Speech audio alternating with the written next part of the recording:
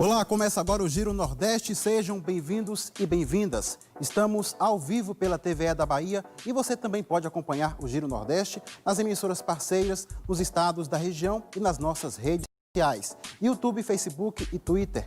E a nossa hashtag é Giro Nordeste.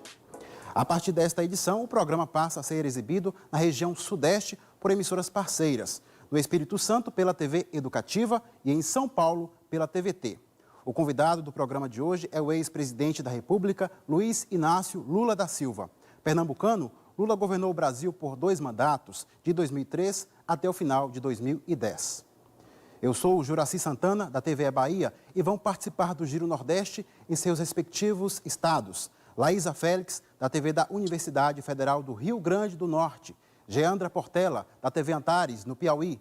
Leonardo Marinho, da TV Ceará. Marcos Vital, da TV da Universidade Federal da Paraíba, Estela Mari Saldanha, da TV da Universidade Federal de Pernambuco, Sérgio Torres, da TVE Alagoas e Gilberto Lima, da Rádio Timbira, no Maranhão. Inicialmente, eu quero agradecer a todos pela participação. Ex-presidente, o Brasil é o segundo país em número de infectados e mortos pelo coronavírus. Infelizmente, já ultrapassamos a marca de 54 mil mortos, o que faz com que o Brasil tenha mais de 10% de todas as mortes causadas pelo coronavírus no mundo. O Congresso Nacional aprovou um auxílio emergencial de R$ 600 para os trabalhadores brasileiros durante 3 meses. Qual a sua opinião sobre a necessidade de ampliar ou não esse tipo de apoio financeiro para mais de 60 milhões de brasileiros que dependem desse recurso para sobreviver? Juraci, primeiro é um prazer estar falando com você, estar falando com o Nordeste. Dizer para você que se nós quisermos acreditar que o isolamento é o melhor remédio para enfrentar o coronavírus, nós precisamos prolongar os R$ 600 até pelo menos o final do ano. Eu tenho certeza que não tem outro jeito de você pedir para as pessoas ficarem em casa se você não garantir às pessoas receberem um dinheiro.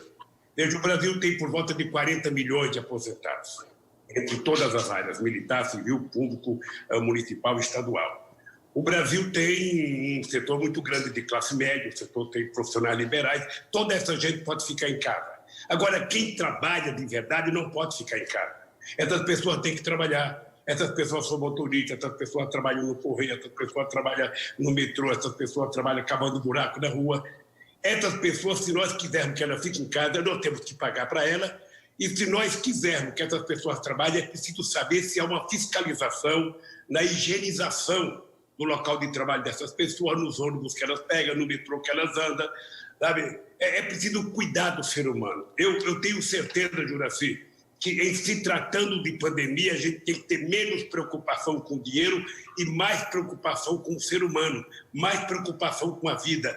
Neste momento, era isso que o governo deveria estar fazendo. Por isso, eu quero parabenizar os governadores do Nordeste que criaram o consórcio, porque o consórcio é apenas uma demonstração daquilo que o irresponsável do presidente poderia fazer. Ele deveria ter reunido os governadores, ter reunido os prefeitos, ter reunido os secretários de saúde e tomado uma atitude como se fosse um maestro de uma orquestra para fazer as coisas funcionar de forma criteriosa e de forma harmônica. E, ao mesmo tempo, colocar dinheiro, senão não tem como segurar o povo no isolamento. Obrigado, ex-presidente Lula. E vamos agora para São Luís, para a participação de Gilberto Lima, da Rádio Timbira, no Maranhão. Presidente, boa noite, Juraci, boa noite aos amigos e amigas de bancada. Presidente, até que ponto as relações diplomáticas do Brasil influenciaram o agravamento da pandemia no país e de que modo o governo federal poderia ter usado o Itamaraty em favor da população? Gilberto Lima, o nosso ministro das Relações Exteriores, que não é ministro, é quase que uma estátua à insanidade mental. Porque o Itamaraty sempre foi reconhecido no mundo como uma das instituições de praticar diplomacia da mais alta competência.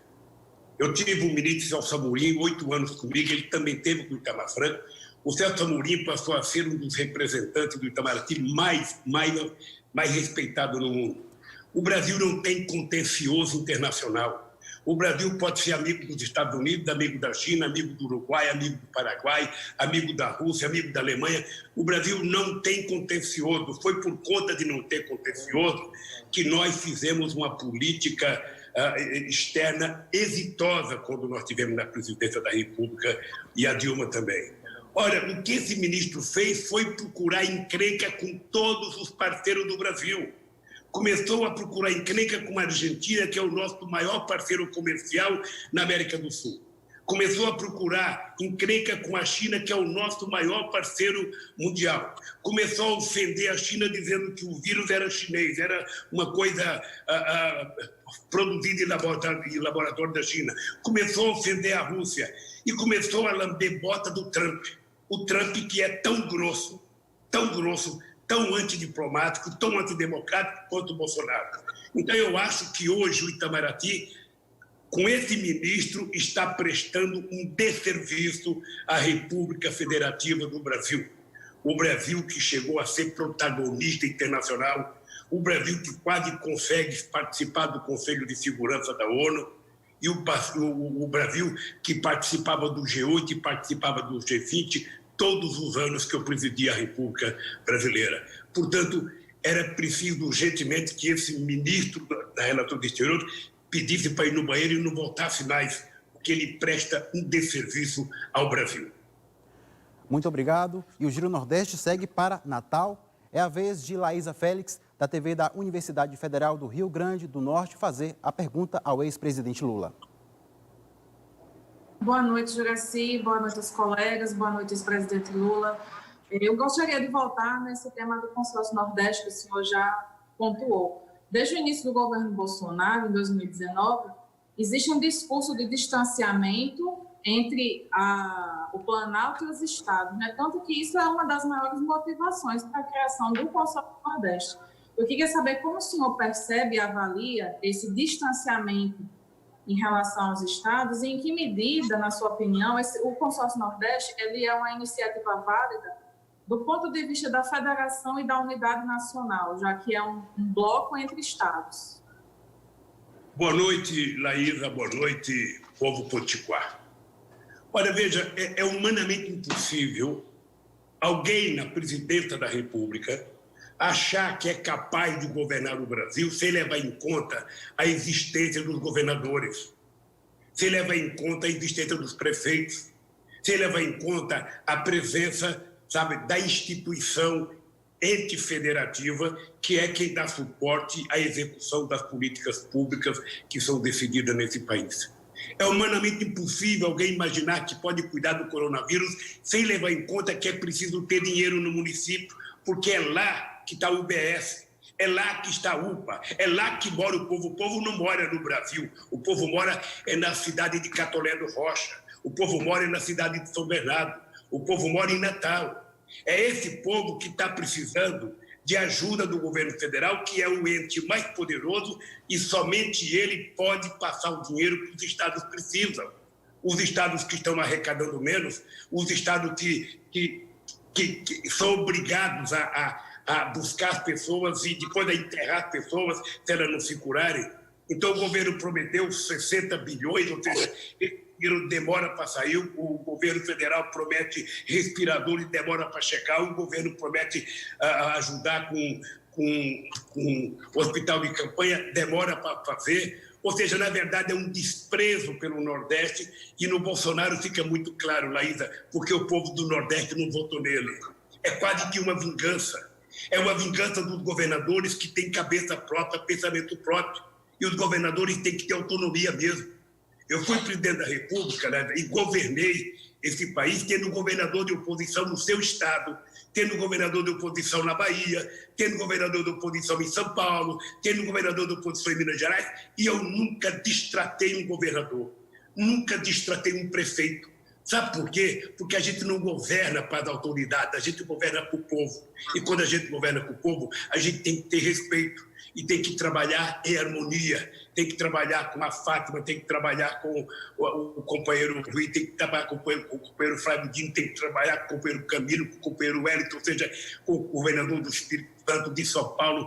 O presidente da República não escolhe governador, quem escolhe o governador é o povo.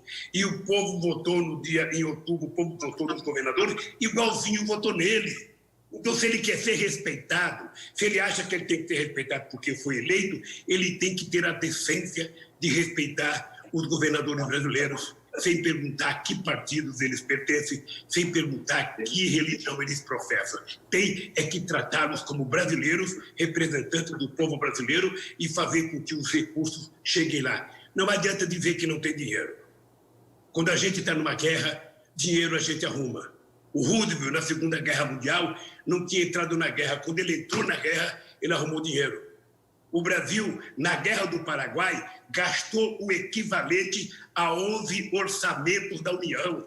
Por que você não pode gastar meio orçamento com uma pandemia que está envolvendo milhões de pessoas e, sobretudo, a gente está vendo agora, é o povo pobre que vai pagar a conta do coronavírus. Obrigado mais uma vez, ex-presidente Lula. Eu quero reforçar que telespectadores, internautas e ouvintes podem fazer perguntas e comentários sobre o Giro Nordeste nas nossas redes sociais, YouTube, Facebook e Twitter. E vamos seguir para Teresina com Geandra Portela, da TV Antares, no Piauí. Boa noite, Juraci. Boa noite a todos que nos acompanham. Boa noite aos demais colegas jornalistas. É um prazer novamente estar dividindo essa tela virtual aqui do programa Giro Nordeste. Boa noite ao convidado do programa de hoje, o ex-presidente do Brasil, Luiz Inácio Lula da Silva. Eu acredito que o senhor deve estar acompanhando as ações, os planos de enfrentamento à pandemia da Covid-19 nos estados do Nordeste. Eu queria que o senhor avaliasse as ações que estão sendo implementadas aqui no nosso estado do Piauí, estado que se mantém com o menor número de casos da Covid-19 da região Nordeste. Boa noite, Geandra Portela. Boa noite, Wellington. Geandra, é importante reconhecer não apenas a valorização do governador Wellington, com o comportamento dele para cuidar, mas de todo o Nordeste brasileiro. Os governadores do Nordeste se colocaram como verdadeiros heróis desse país, tentando mostrar para o presidente como é que deveria se comportar o presidente. Geandra, quando você tem uma crise dessa envergadura, o que você faz? Reúne o ministro da Saúde, reúne todos os 27 governadores e estabelece uma estratégia de funcionamento do governo para cuidar disso. Monta um grupo científico para orientar o comportamento do governo e a gente passa a passar informações únicas de interesse da sociedade brasileira. O papel de um presidente da República era toda semana ou todo dia, sabe, fazer um discurso à nação pedindo para o povo como é que se cuida, pedindo para o povo fazer as coisas corretamente, parabenizando os funcionários públicos que trabalham com a saúde. Sabe, esse era o papel do presidente. Ele era gostar do Wellington, era gostar do Flávio Dino, era gostar, sabe, da Fátima, era gostar, sabe, dos governadores que estão fazendo as coisas corretas. Ele deveria seguir o exemplo dos governadores. E ninguém pode dizer que o Wellington ofende ninguém, porque o Wellington não é de ofender ninguém, o Wellington é de conversar, o Wellington é de dialogar. E, portanto, o presidente da República comete uma barbárie contra a sociedade. Eu penso que se ele continuar cometendo essas loucuras, ele vai ser criminalizado pelo genocídio de milhões de pessoas que estão, sabe, sendo vitimadas. A pesquisa que saiu a semana passada na Grande São Paulo, 91% das pessoas que foram testadas e que foram contaminadas ganham menos de 6 salários mínimos. E 66% ganham menos de 3 salários mínimos. Ou seja, significa que o povo pobre não tem como cuidar. E o Nordeste é uma das partes ainda mais pobres do Brasil e, portanto, o governo não tem que olhar em quem o eleitor votou. O governo tem que olhar que esse povo, mulheres e homens, são cidadãos brasileiros, são cidadãos que trabalham por esse país, são cidadãos que dão uma vida por esse país e que o governo tem que colocar o dinheiro que os estados precisam. É só isso. E eu quero dar os parabéns pelo Wellington, porque eu vi vários depoimentos do Wellington, eu vi depoimentos dos outros governadores do Nordeste, ou seja, são gente que estão preocupadas, inclusive, convencer o presidente da República a tratá-los com respeito. não ficar xingando eles, não ficar provocando eles, não ficar tentando responsabilizar eles quando estão fazendo as coisas certas. Olha, nenhum prefeito pede para o cidadão não ir trabalhar na loja, nenhum prefeito fecha o comércio, nenhum governador pede para fechar algum lugar por beleza. Todo mundo quer que o povo esteja trabalhando, todo mundo quer que a economia esteja funcionando, todo mundo quer que todo mundo receba um salário, ninguém quer viver a vida do governo. Mas em função da pandemia, eu acho que o nosso Wellington, o governador do Nordeste, tem dado exemplo de como é bom ser grande, como é bom tratar o ser humano de forma humana, porque é o que está faltando nesse Brasil. Um pouco de humanismo, um pouco de fraternidade, um pouco de compreensão e um pouco de competência de Sua Excelência, o Presidente da República, que nunca pensou em ser Presidente da República e não se preparou. Não se preparou para governar, não se preparou para tratar de forma civilizada 210 milhões de pessoas que formam a população brasileira. Muito obrigado. O ex-presidente Luiz Inácio Lula da Silva é o convidado do Giro Nordeste de hoje. E vamos seguir para Fortaleza, momento da participação de Leonardo Marinho, da TV Ceará. Boa noite a todos ligados aí no Giro Nordeste. Boa noite, ex-presidente Lula. Presidente, queria falar com o senhor sobre esse marco regulatório aí do saneamento que foi aprovado ontem pelo Senado.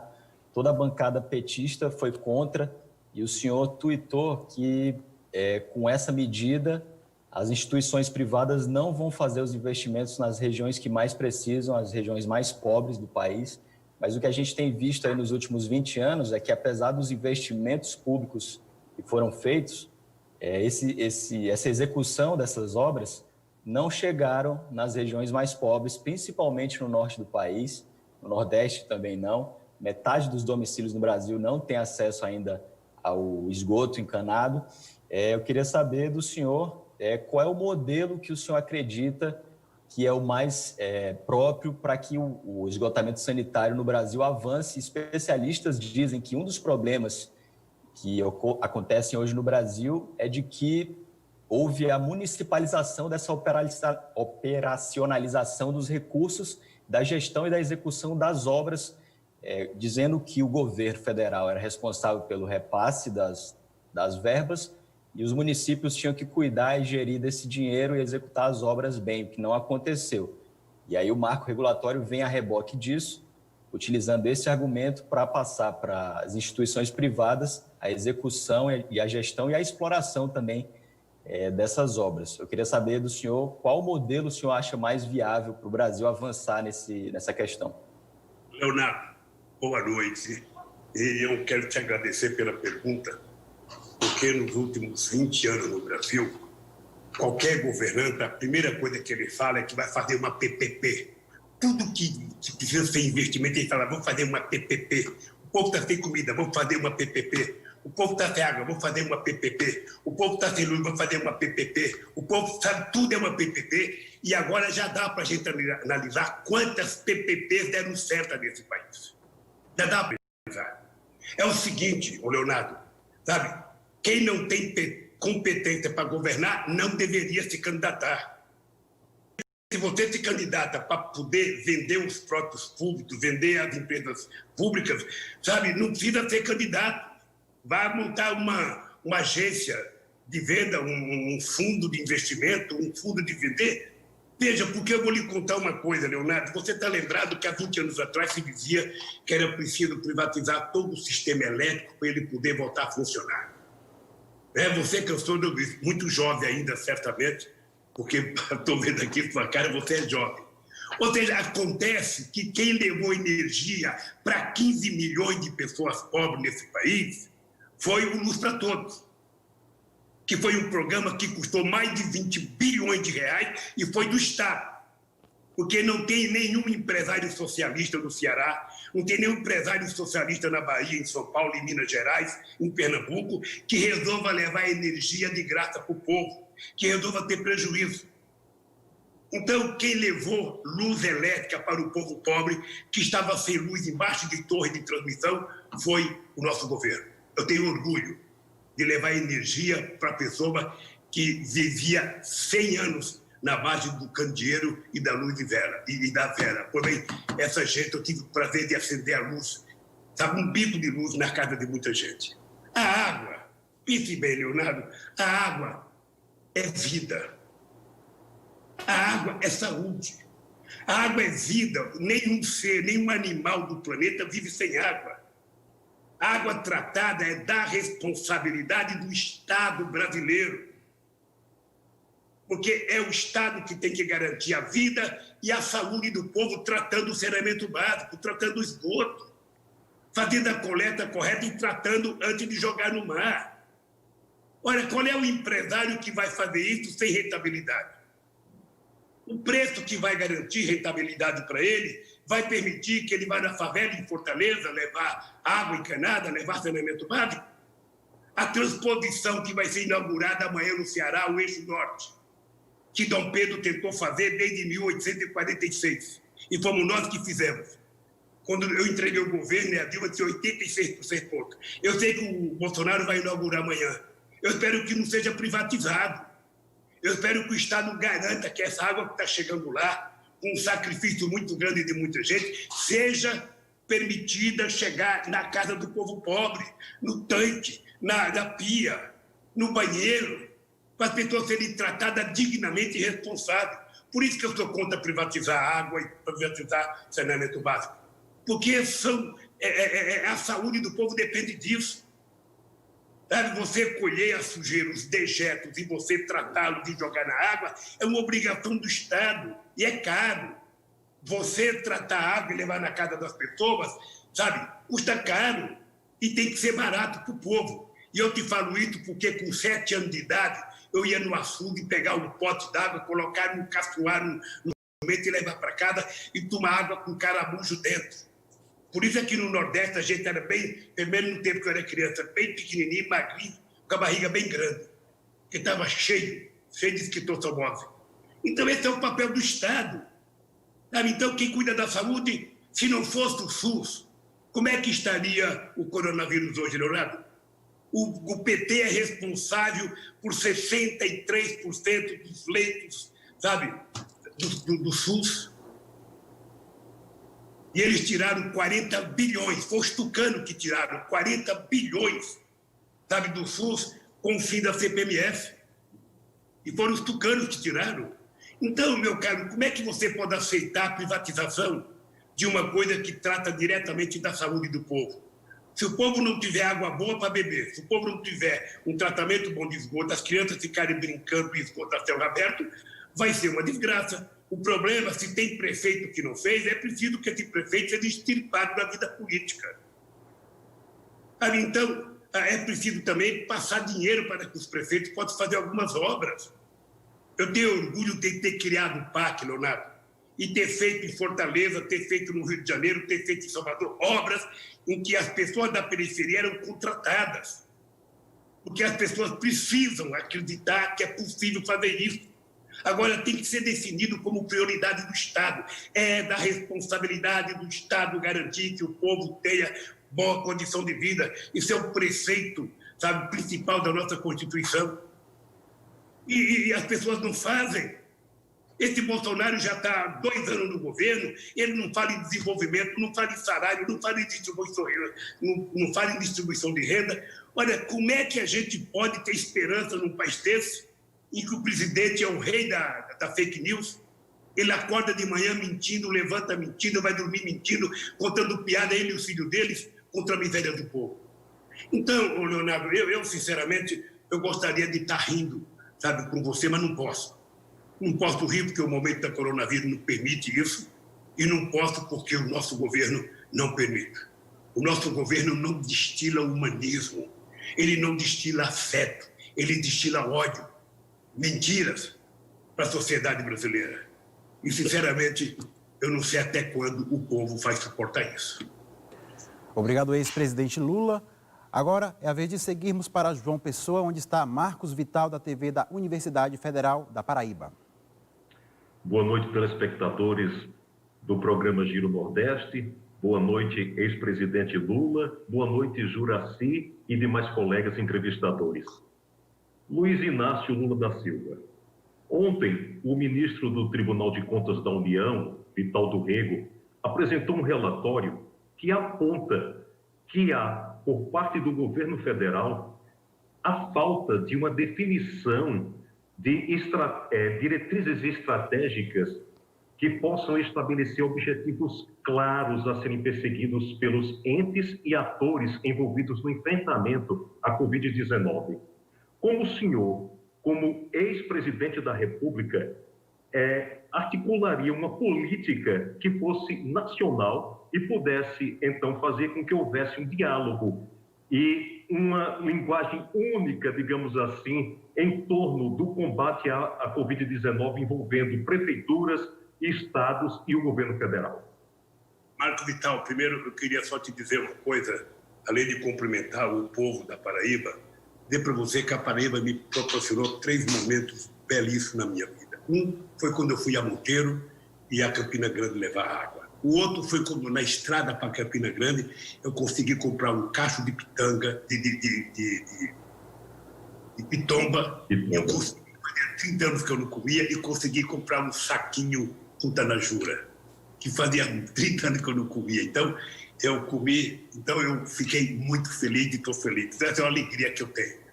A segunda coisa é o seguinte, o Marcos, pergunte para os governadores da Paraíba, mesmo aqueles que eram contra o meu governo, se alguma vez eu tratei de conversar com eles. Se alguma vez eu tratei de enviar algum dinheiro para o Estado porque ele não votava em mim. Nunca.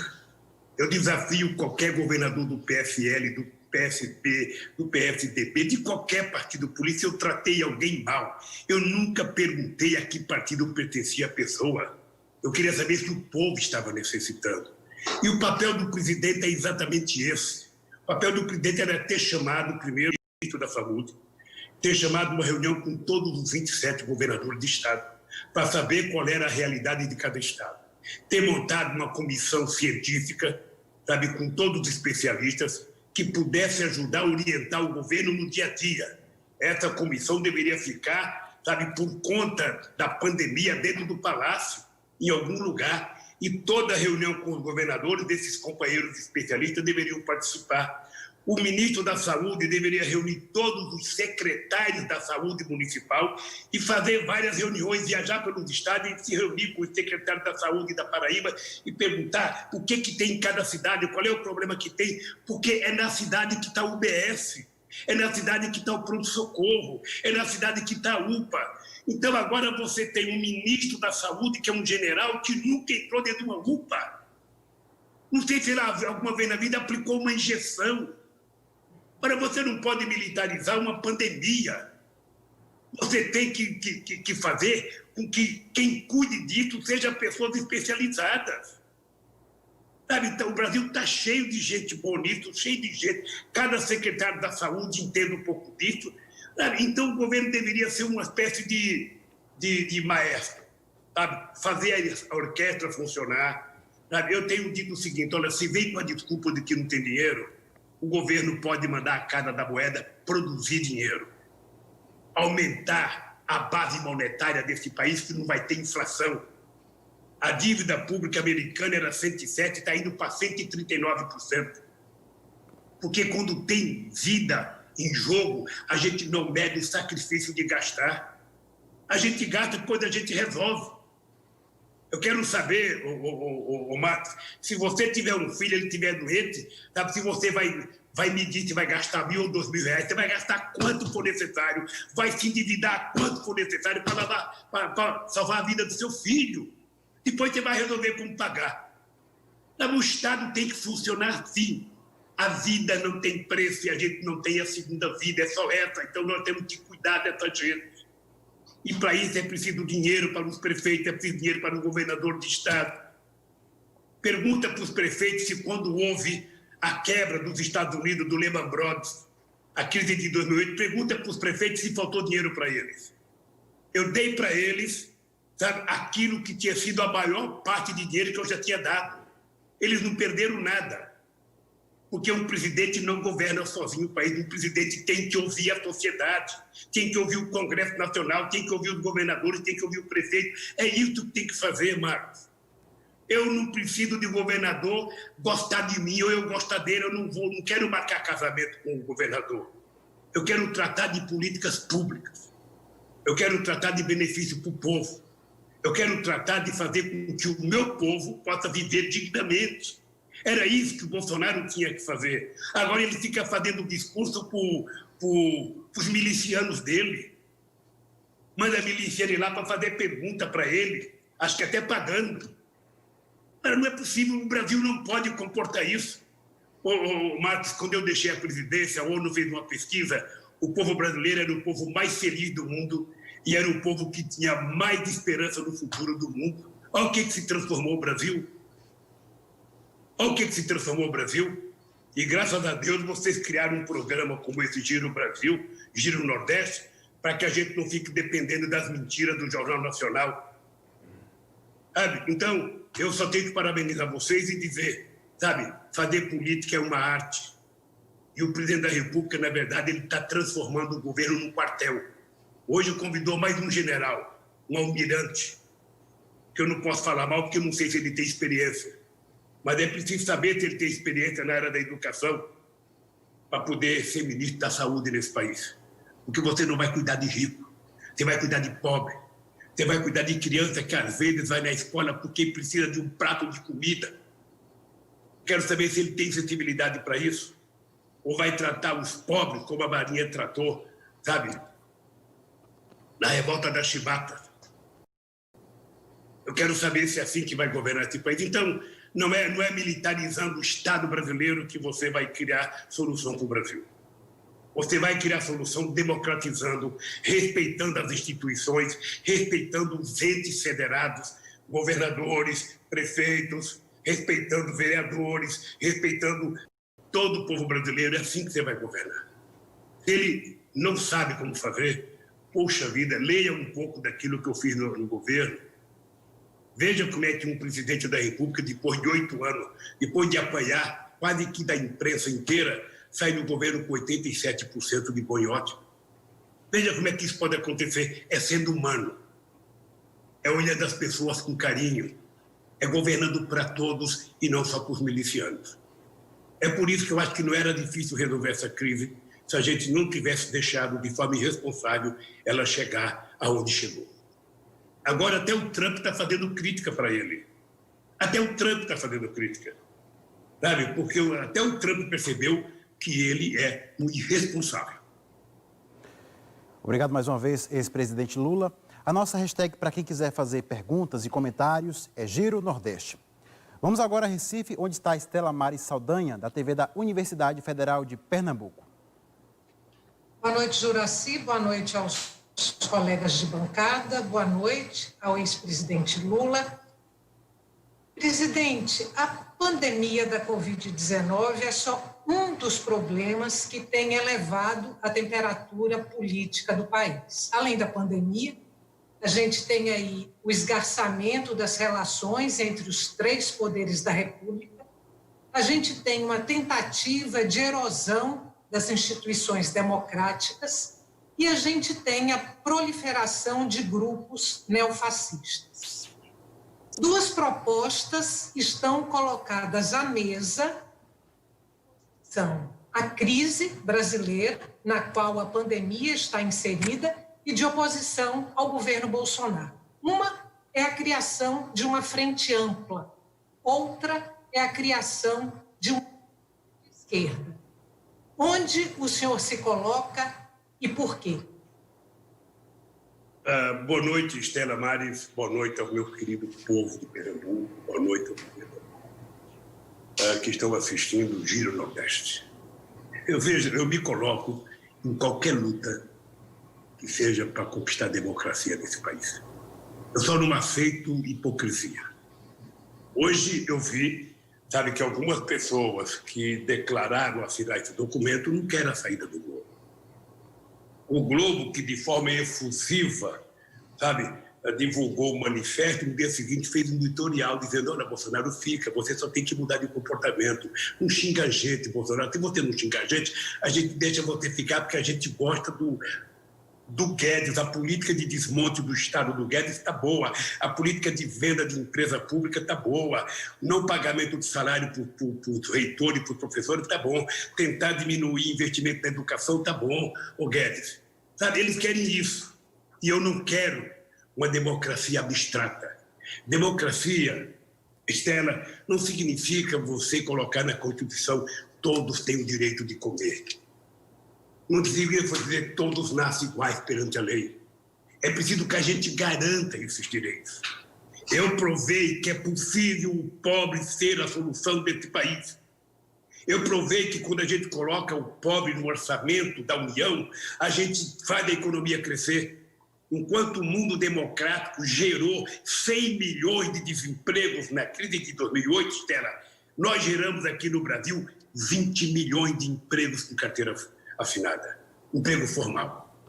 Enquanto o mundo rico estava desempregando e da massa salarial, aqui no Brasil nós aumentamos em 74% o salário mínimo. Até 2014, a Previdência brasileira superavitária. Então, veja, eu quero que assine qualquer manifesto pela democracia para as pessoas acharem que a gente só vai ter democracia quando o Bolsonaro não estiver governando esse país. Que eleja você, que eleja qualquer um outro, mas que eleja alguém de bem, alguém com formação humanista, alguém que pense com o coração. Não trata o ser humano como se fosse um algoritmo, como se fosse um miliciano. Trata as pessoas com respeito. Não trate, sabe, com menosprezo Pernambuco, porque o governador está no consórcio. Não trate. Trate o governador do Pernambuco com respeito, porque ele governa o povo que votou nele. E o povo pernambucano merece tanto respeito quanto qualquer outra pessoa desse país. Então, minha cara, eu não posso, Estela, entender que as pessoas estão falando sério quando as pessoas fazem, sabe, um movimento que, na minha opinião, não cheira verdadeiro. Agora mesmo em São Paulo tem um movimento Direito Já. Sabe quem está fazendo os direitos já? Quem derrubou a Dilma. Eu até agora, Estela, eu estou desafiando o Moro, o Dallagnol, sabe, a mostrarem uma agulha de crime que eu cometi nesse país. Eu quero que o Moro explique para a sociedade brasileira o que é crime determinado. Eu quero que o Dallagnol mostre qual é a quadrilha que eu fiz, se lá em Brasília o juiz já desmontou essa tese da quadrilha. E ele depois diz o seguinte, depois de passar 1h30 me acusando, fala, não me peçam prova, eu só tenho convicção. Ele que vai cuidar da família dele, com as convicções dele, e não me condenar. Então, como é que eu posso aceitar que essas pessoas estão falando a verdade? Tem gente boa que assina manifesto e que eu respeito. Eu já assinei muitos documentos nesse país, mas não vou mais enganar o povo. Eu quero saber o seguinte, quem quer democracia de verdade? Democracia não é garantir o direito constitucional do cara comer, é garantir que o povo tenha café da manhã, almoço e janta todo dia. É garantir que a escola pública, sabe, receba a criança não apenas para comer, mas para estudar. É garantir investimento em pesquisa, em tecnologia, em educação, como nós fizemos. Como nós fizemos. Então, Estela, eu acho que, sinceramente, eu acho até irônico os caras que caçaram uma presidenta sabendo que ela não cometeu o crime, os caras que inventaram 500 artimanhas para poder me caçar, porque, na verdade, a cassação da Dilma era o objetivo de me tirar das eleições de 2018. Agora veio falar para mim, vamos junto, Lula, vamos junto. Olha, eu perdi a minha liberdade política, mas eu não perdi minha dignidade, não perdi meu caráter. Caráter e dignidade a gente não acha em nenhum shopping em Pernambuco, não acha em nenhum shopping no aeroporto, muito menos em Paris. Isso a gente aprende com o pai e com a mãe. É educação de berço, é a vida. Por isso é que eu dizia na cadeia, não aceito trocar a minha dignidade pela minha liberdade. E não me venha com essa, sabe, tiromela de colocar tornozeleira que eu não sou pombo correio. E nem aceito ficar preso em casa, porque minha casa é o único lugar na Constituição que eu tenho liberdade e ninguém pode entrar lá. E ainda quer que eu faça da minha casa uma prisão. Eu não sei quantos anos devo viver, Estela, mas esses caras vão perceber que lidar com o inocente é diferente de lidar com o bandido. O político bandido, quando rouba, que ele é denunciado, ele logo submerge. Eu vou submergir. Está cheio de assessor para dizer, ele vai submergir. E eu não quero submergir, eu quero boiar. Eu quero boiar. Eu quero desafiar essa canalha toda que me condenou a provar um crime contra mim. Aí eu vou morrer tranquilo. Vou morrer tranquilo. Sabe? E ele tem que saber o seguinte, ele tem que fazer um esforço muito grande para não me deixar me candidatar. Porque se eu me candidatar, eu vou ganhar as eleições outra vez. E vou acabar com a fome outra vez.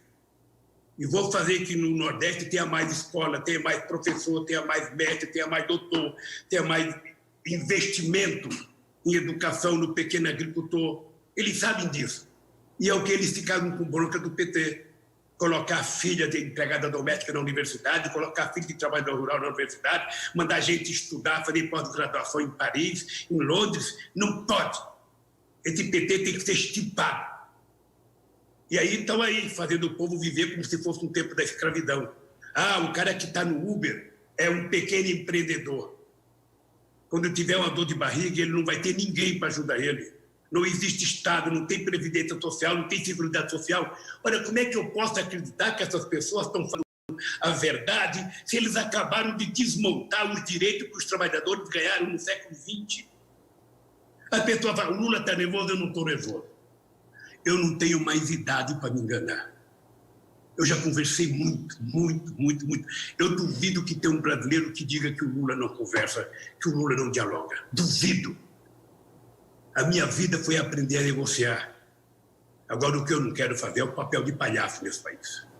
O que eu não quero é fazer o papel de bobo. Então, essa gente tem que pagar pelo crime que cometeram.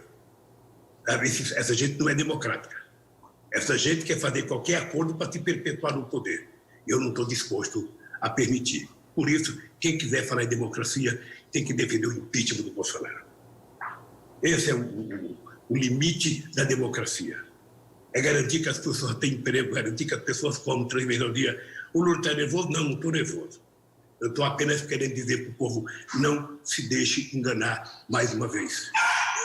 É isso. Espera. É isso. Eu estou naqueles que querem a democracia de volta, mas democracia com dignidade.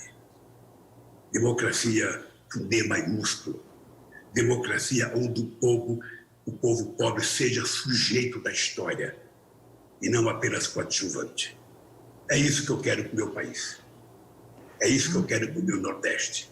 E tenho orgulho de dizer, Estela, que no meu governo, o Nordeste cresceu níveis chineses. Sabe? O Nordeste foi a região que mais cresceu no Brasil. Eu tenho orgulho, profundo orgulho. Sabe? Se eu morrer por isso, vou para o céu. Obrigado, ex-presidente Lula. Agora é a vez de Sérgio Torres, que está em Maceió, capital do estado de Alagoas. Boa noite a todos que estão nos vendo nesse momento. Boa noite especial aos nossos colegas de bancada de todo o Nordeste. E o meu boa noite para o entrevistado de hoje, o ex-presidente Luiz Inácio Lula da Silva. O senhor é uma pessoa que, apesar de estar fora do poder, ainda tem uma popularidade muito grande aqui no Brasil. E durante o tempo que o senhor foi presidente da República, por 2 vezes, o senhor teve a oportunidade de travar conhecimento. Muita gente importante, muita gente de influência, tanto dentro como fora do país. Por que o senhor não aproveitou, por exemplo, toda essa popularidade, esse conhecimento que o senhor tem e não liderou uma campanha nacional para conseguir, por exemplo, doações, recursos, para ajudar a combater o coronavírus? Por que o senhor perdeu essa oportunidade? Olha, mas primeiro você tem razão, eu não sou. Sérgio, boa noite, Sérgio. Boa noite ao povo de Alagoas, boa noite ao governador. Olha, Sérgio, a gente não vai arrumar o coronavírus pedindo favor, fazendo rifa. Não é assim que a gente resolve o problema. Não tem governo disposto a fazer bingo para dar dinheiro para o Brasil. O Bolsonaro virou a pessoa mais repudiada do mundo. O Bolsonaro virou a pessoa mais repudiada do mundo. É uma pessoa desprezível. Quando eu era presidente, eu fui o único presidente do Brasil convidado para todas as reuniões do G8. Eu e o Bush criamos o G20.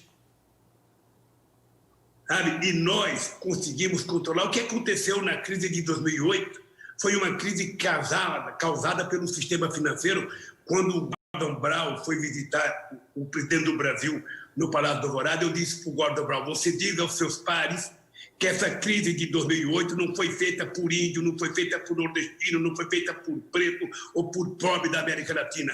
Essa crise é uma crise causada pelos olhos verdes da Europa e dos Estados Unidos.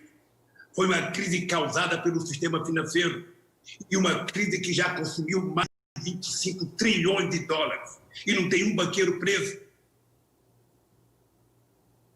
Vocês sabem que na questão do subprime, mais de 10 milhões de americanos perderam as casas e não receberam a casa de volta, mas os banqueiros receberam o dinheiro de volta. Então não é com favor que você resolve esse problema, é com política. É com política. Eu de vez em quando vejo alguém mentir na televisão, ou Sérgio, porque vai vir muito investimento para cá, vai vir investimento não sei de quê, porque os empresários vão investir aqui. É mentira, Sérgio. Eu posso te dizer, sabe, um conhecimento de causa. Não é a fala do presidente, não é os olhos do presidente, é a prática humanista do presidente. Ou seja, para você convencer as pessoas a investir no Brasil, você tem que ter, primeiro, você tem que ter respeitabilidade, você tem que ter credibilidade e você tem que ter previsibilidade. O governo não inventa uma história todo dia, o governo não mente todo dia. Eu vi um dia dentro no jornal que o Trump conta 11 mentiras por dia. O Bolsonaro deve estar por aí também. O cara levanta 3 horas da manhã para contar mentira.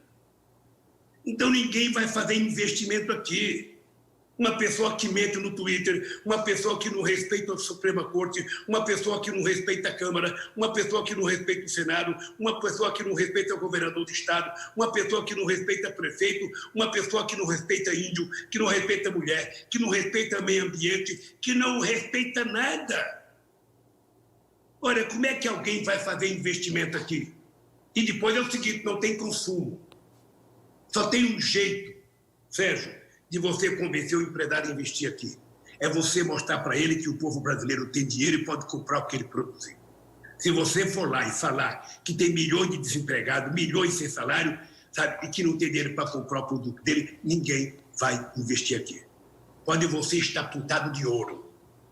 Esse país já passou por muitas mentiras. Esse país só deu certo quando o trabalhador metalúrgico conseguiu, junto com o povo pobre desse país, chegar à presidência da República. Esse país deu certo. Vocês viajaram para o exterior, eu não estou inventando, vocês são prova que vocês eram respeitados quando mostravam o passaporte brasileiro. O Bush Obama dizia, graças ao Brasil, Nova York está funcionando, está vendendo muito, o comércio americano está vendendo muito. As pessoas mais pobres iam para Miami, iam para Bariloche. Não ia mais um cara aqui de São Paulo para o Piauí de ônibus, não, ia de avião. Isso incomoda muita gente.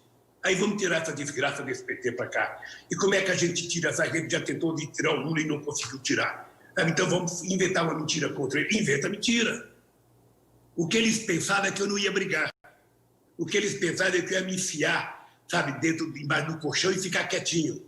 Eu poderia ter saído do Brasil, ter ido para qualquer lugar do mundo. Eu fui para Curitiba, porque eu queria provar que o Moro é mentiroso. O Moro não foi juiz, ele foi o cabo eleitoral do Bolsonaro. Você pode olhar na cara do Moro, ele não conversa olhando para a cara da pessoa. Isso é próprio de um mentiroso, que não tem expressão no olho. Então, você acha que eu vou ficar quieto? Você acha que, como é que eu vou arrumar dinheiro lá fora? Quem arruma dinheiro não precisa arrumar dinheiro lá fora. Um governo decente colocaria a Casa da Moeda para produzir o dinheiro necessário para cuidar do coronavírus aqui no Brasil. É assim que faz um governo. Você não acha que o nosso governo deveria ter vergonha, ao invés de brigar com a Argentina, que é o nosso principal parceiro comercial, que compra produto manufaturado? O Bolsonaro deveria humildemente pedir desculpas ao presidente da Argentina e ir lá aprender como é que eles têm o menor número de mortes de toda a América Latina e ver como é que ele cuidou do povo.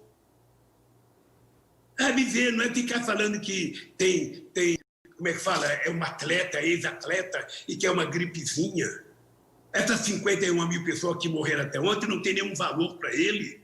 Essas pessoas são seres humanos. Essas pessoas têm pai, têm mãe, têm filho. Precisa tratar isso com respeito. sabe?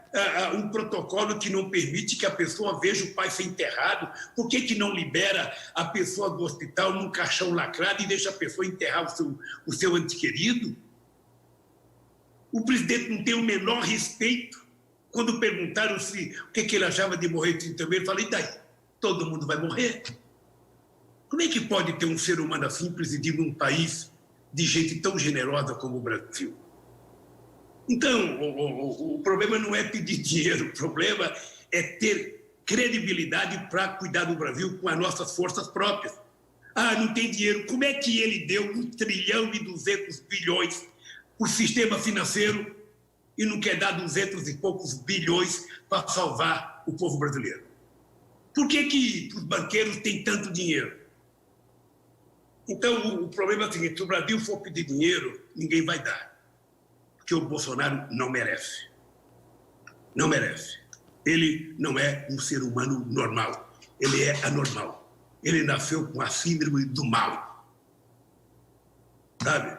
Tanto é que quem resolve o problema dele não é uma carteira profissional, não é um livro, não é uma escola, é uma arma.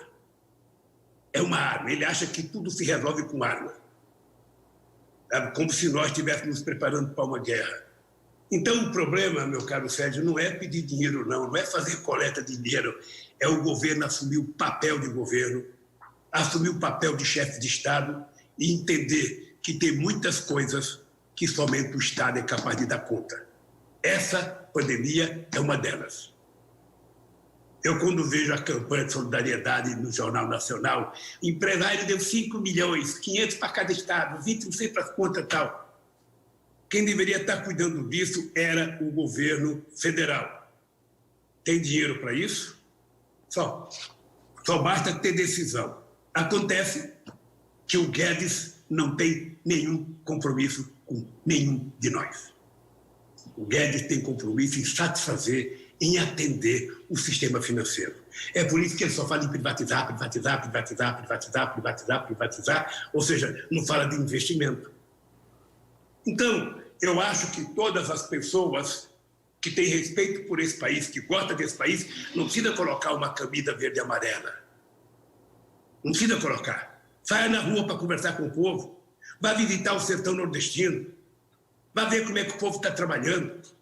Vá ver como é que a molecada está estudando se não tem escola, e tem moleque que não tem escola e não tem alimento. A classe média, as escolas pagas, logo conseguiram resolver o problema da aula virtual. E as pessoas pobres? Se o Estado não garantiu internet para as pessoas, como é que vão estudar? E nós vamos apenas aumentar o fosso entre ricos e pobres. Aqueles que, mesmo com a pandemia, estudaram, e aqueles que já não estudavam de qualidade sem pandemia, agora, com a pandemia, vão ficar um pouco mais atrasados. É um problema de políticas públicas que somente o Estado pode fazer, meu caro Sérgio Torres. No mais, um abraço. E eu espero logo, logo não ter mais o coronavírus para ir nas belas praias de Maceió, tomar um banho, ir nadando até as praias de Salvador e depois até as praias de Fortaleza. É isso que eu quero. Obrigado, ex-presidente Lula. E é hora da participação dos internautas. Tem uma pergunta enviada pelo Twitter por Glaucio, do Rio de Janeiro. Ele tem a seguinte questão: como se reerguer politicamente e financeiramente pós-pandemia com a imagem do Brasil e do governo tão deturpada em tantos países? Olha, eu penso que é uma responsabilidade do mundo saber como é que vai ser o mundo depois da pandemia. Eu vou te contar, não vai ser o mesmo. Nós temos a responsabilidade, eu tenho feito reuniões com os dirigentes sindicais, tenho feito reuniões com muita gente, provocando uma discussão: que mundo vai acontecer depois que a gente terminar essa pandemia? O nosso comportamento, como é que vai acontecer o mundo do trabalho? Como é que as pessoas vão readquirir o direito de trabalhar? Como é que os governantes vão cuidar da política pública? Porque tudo parecia maravilhoso antes da crise. Depois da crise, a gente está preparado e sabendo que, efetivamente, falta liderança no mundo. Falta liderança para tomar decisão. Falta liderança que tenha a coragem de dizer: eu vou lutar contra esse maldito vírus. Eu vou tentar derrotar esse demônio desse vírus. Esse vírus não presta, ele é do mal. sabe? E brigar, como está fazendo o presidente da Argentina. Como está fazendo, comprando uma briga todo dia. Os empresários que abriram o comércio, eu não vou abrir. Eu vou cuidar do meu povo. Depois eu vou resolver o problema do Brasil. Primeiro vamos salvar o povo. É assim que deve ser feito. E eu estou preocupado porque nós estamos com um desemprego muito grande. O governo não liberou dinheiro para ajudar o pequeno e médio empresário, o pequeno e médio investidor. Não liberou, portanto, as pessoas estão mandando gente embora porque não tem como segurar. Estão mandando gente embora. E eu quero saber, depois da pandemia, como é que a gente vai recuperar a economia se você não tem um governo fazendo investimento em obras públicas, em infraestrutura, que possa gerar possibilidade de geração de emprego e distribuição de renda. Eu acho que nós todos vamos sofrer um problema muito sério com o resultado do coronavírus. Além de perder milhares e milhares de pessoas, nós vamos ver milhares e milhares de pessoas desempregadas no mundo inteiro. E, sobretudo, o mais prejudicado será outra vez o mundo mais pobre. Estamos chegando ao final. Melhor, vamos iniciar agora aqui pela Bahia mais uma rodada de perguntas. Ex-presidente Lula, o senhor aceitou o convite para esta entrevista às emissoras públicas de rádio e televisão do Nordeste. E o senhor, neste mês, recusou um convite para uma entrevista ao jornal O Globo. Por que o senhor adotou essa postura diferente em relação a esses convites? Olha, pela questão da dignidade. O Globo mentiu durante todos os 8 anos que eu fui presidente da República. E mentia de forma proposital. Eu conversei muitas vezes com o Marinho. Conversei muitas vezes. Só para você ter ideia, nas eleições de 2006, o jornal O Globo dava mais espaço para a Heloísa do que para mim, que era presidente, era o primeiro da pesquisa. Eles só pararam de dar mais espaço para a Luísa Helena, que foi candidata a presidente, a nossa querida Luísa de Alagoas, quando perceberam que ela não tirava voto do Lula, ela tirava voto do Alckmin. Aí, quando descobriram que ela tirava voto do Alckmin, rifaram ela. A Marina foi a mesma coisa. Achava que ela tirava voto da Dilma. Quando perceberam que ela tirava voto do Alckmin, rifaram ela. Então, eu não posso aceitar. Sabe o que acontece, o companheiro Juraci? É que um jornal, sabe, que fez um tratado com o demônio para falar mal de mim o tempo inteiro, sabe, agora eu finjo que não tem nada e vou lá dar uma entrevista para estar vendo entrevista até o Lula. Eu não tenho problema com as críticas que eles vão fazer. Mas eu tenho uma coisa que eu acho que é coisa de nordestino. Acho que é coisa de pernambucano, que é uma coisa de orgulho próprio. Eu passei fome na vida. Eu vi a minha mãe de domingo com 8 filhos agarrados no rabo da saia dela, sem ter o que comer. E a minha mãe dizia, amanhã vai ter comida. Eu acho que amanhã nós vamos ter liberdade nesse país. Eu acredito nisso. A imprensa vai ser livre. Por isso que eu comecei o programa parabenizando o programa Giro Nordeste. É uma coisa nova. É uma coisa nova que vocês estão criando. E uma coisa que não pode ser chapa branca. Não é um programa do Nordeste para defender o governo do Nordeste. É para informar as coisas do Nordeste para o Brasil e para o mundo. Não é só o nordestino ficar vendo o programa de São Paulo. É o de São Paulo ficar vendo o programa de vocês também. O Nordeste tem que brigar para ser respeitado. É por isso que eu aceitei o convite de vocês e aceito o convite de muita gente. Mas eu quero ser, sabe, respeitado democraticamente por não aceitar. Eu, por exemplo, adoraria que a Globo, no Jornal Nacional, fizesse um debate entre eu e o Moro. Eu sozinho, entre eu, o Moro e o Dallagnol. Porque eu queria escrachar esses 2 mentirosos. Mas não faz. Não faz. Sabe, então, eu estou aqui. Se vocês me convidaram outra vez, eu venho. Mas eu não dou entrevista para Veja. Sabe? Não dou entrevista para Veja, não dou. Eu já dei entrevista para a Folha de São Paulo. Porque a Folha está piorando a cada dia, né? A Folha era muito melhor. É engraçado no Brasil, viu, Juraci? Tem que dizer uma coisa. A Globo era melhor quando tinha o velho Roberto Marinho. A Folha era melhor quando tinha o velho Frias. O Estadão era melhor quando tinha o Júlio Mesquita e o Rio Mesquita. Os filhos são bem pior. E os empresários que financiam aquilo, que aquilo está tudo quebrado, são piores ainda. O Azul Garay era muito melhor do que o filho. Então, veja, nós estamos piorando. Nós estamos piorando. Sabe? Então, eu tenho que aproveitar tudo que vocês me deram, tudo que o povo me deu, para dizer a verdade nesse país. Eu não quero morrer sem dizer a verdade. O Moro poderia tranquilamente explicar para o Brasil o que é crime indeterminado e provar para os advogados, esse cara cometeu um crime, eu vou prender mesmo. Mas me prender para me tirar da eleição, me prender de forma desavergonhada, sabe? É só vocês assistirem o Intercept e a Globo não teve a coragem de colocar uma denúncia feita pelo Intercept. Ela só falou 2 vezes no Intercept. Uma para defender o Faustão, que foi dar aula de oratória, eu acho, para o Moro, e outra do Roberto Dávila, que foi arrecadar dinheiro para fazer o filme Lula, o Filho do Brasil. Só isso. Mas nenhuma denúncia que o Intercept fez, a Globo publicou dizendo que não sabia se era verdade. Mas as mentiras contra o Lula, as fotos minhas conversando com a minha mulher, a foto da minha mulher conversando com os meus filhos, sabe, conversa de mãe com filho, eles publicaram, colocaram no ar. Então, como é que eu posso fingir que não aconteceu nada, Juraci? Falar, não, está tudo bem, olha, um abraço aqui, sabe, esquece o que aconteceu, esquece. Eu esqueço muita coisa, mas essa eu não esqueço. Porque eu carreguei na vida uma lição de uma mulher que nasceu e morreu analfabeta, para ser honesto. Eu conto sempre uma história, Juraci. Eu tinha 10 anos de idade, eu nunca tinha chupado um chiclete ping-pong, um chiclete bola, sabe? Antigamente era chiclete ping-pong. E eu via as pessoas chupar, eu não tinha como chupar. Eu esperava o cara mascar o dia inteiro para ele me dar o que estava na boca dele para eu chupar. E eu trabalhava no barco, meu tio poderia levar um monte para casa, eu nunca levei. Agora ver um canalha, porque tem uma toga, dizer que eu roubei. Ver um moleque irresponsável como o Dallagnol dizer que eu cometi um crime, que eu montei a quadrilha. Quem montou a quadrilha foi ele, para roubar a Petrobras com o Departamento de Justiça dos Estados Unidos. Isso está lá no Intercept. Isso está gravado. Então, é isso. É isso que me faz ser assim. Agora, ele tem que saber uma coisa.